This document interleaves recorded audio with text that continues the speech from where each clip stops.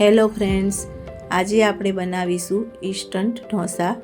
આ ઢોસામાં આપણે દાળ કે ચોખાનો બિલકુલ ઉપયોગ કર્યો નથી, છતાં પણ આ ઢોસા ખૂબ જ ટેસ્ટી અને સ્વાદિષ્ટ બન્યા છે।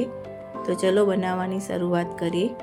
એના માટે સૌથી પહેલાં આપણે બાઉલમાં 1 વાટકી મકાઈનો લોટ લઈશું। એની અંદર આપણે નાની વાટકી ઘઉંનો લોટ ઉમેરીશું। ત્યાર પછી એની અંદર હળદર, 1 નાની ચમચી મરચું, અડધી ચમચી ધાણા જીરું, 1 ચપટી હિંગ, સ્વાદ પ્રમાણે મીઠું ઉમેરીશું, આદુ મરચાંની પેસ્ટ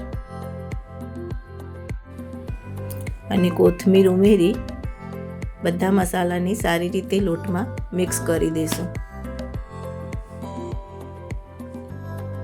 ત્યાર પછી અંદર આપણે 1 વાટકી પાણી ઉમેરી એને હલાવી લઈશું।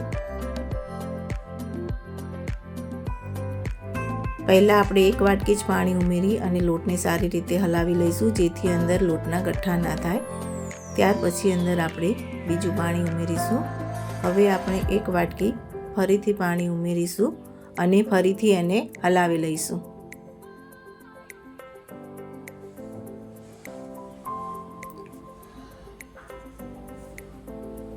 ફરીથી આપણે 1 વાટકી પાણી ઉમેરીશું અને લોટની અંદર સારી રીતે મિક્સ કરી દઈશું।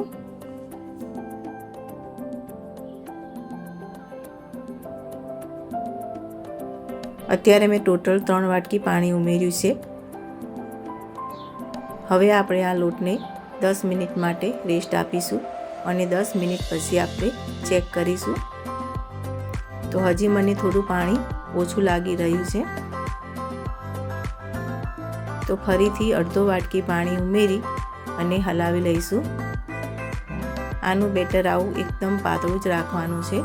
ત્યાર પછી ઢોસાની તવીને એકદમ ગરમ કરવાની છે અને ત્યાર પછી આ રીતે વાટકીથી એને ફેલાવી લેવાનું છે।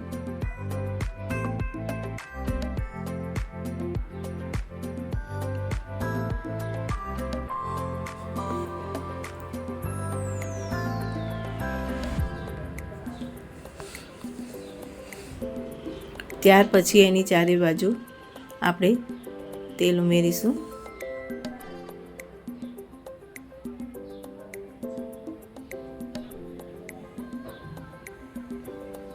હવે આપણે ઉપર ચીઝને છીણી લઈશું। આની ઉપર તમે લસણની ચટણી પણ લગાવી શકો છો, પણ મેં અત્યારે નથી ઉમેર્યું। આ રીતે આપણે ચીઝને છીણી લઈશું।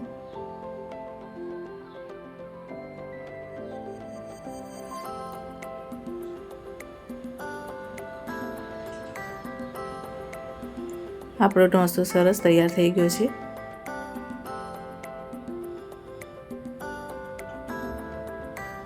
હવે બીજા ઢોસાને મેં આ રીતે વચ્ચેથી કટ કરી એને પ્લેટમાં કાઢી લઈશું। આને આપણે ગ્રીન ચટણી અને સોસ સાથે સર્વ કરીશું। આ ઢોસા સ્વાદમાં ખૂબ જ ટેસ્ટી લાગે છે, તો તમે પણ એકવાર આ ઢોસા ચોક્કસથી ટ્રાય કરજો। Thank you.